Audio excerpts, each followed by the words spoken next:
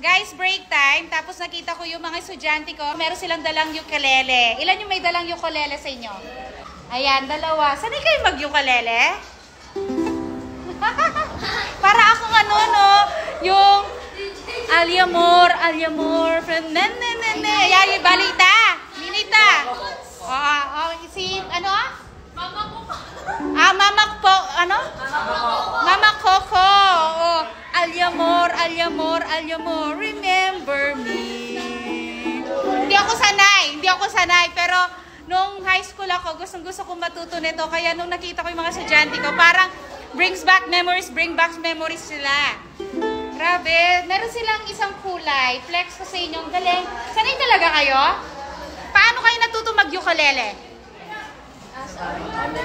Online. Ay, parehas tayo. Kasi nung high school ako, sanay ako mag-guitar, pero hindi ganun ka-pro. Natuto lang ako sa YouTube lang. Nanood lang ako sa YouTube.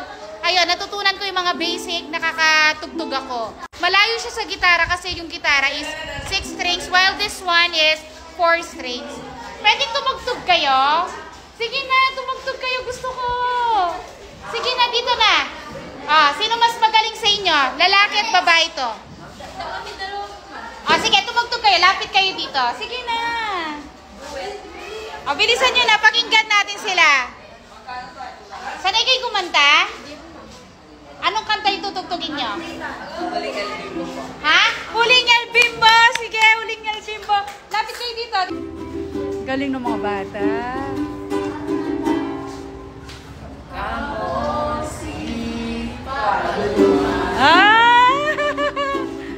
Sige, class, kanta.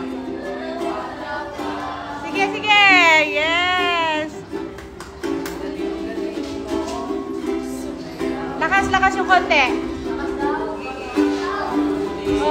Cha-cha.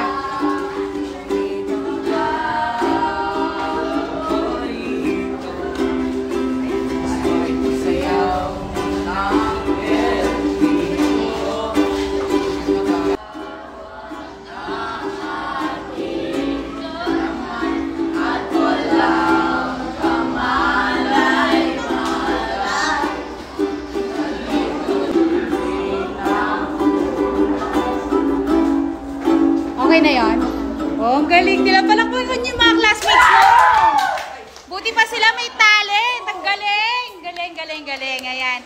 So, kapag mahilig ka sa music, sanay kang kumanta, mas maganda talaga na meron kang isang instrument na alam tugtugin. Ayan. Yung mga estudyante dyan, ano ang instrument na alam mong tugtugin? Paki-comment naman dyan.